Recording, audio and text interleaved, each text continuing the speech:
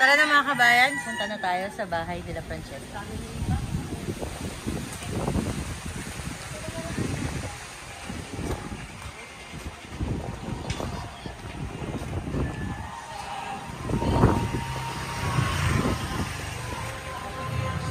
Magandang araw. Miss po,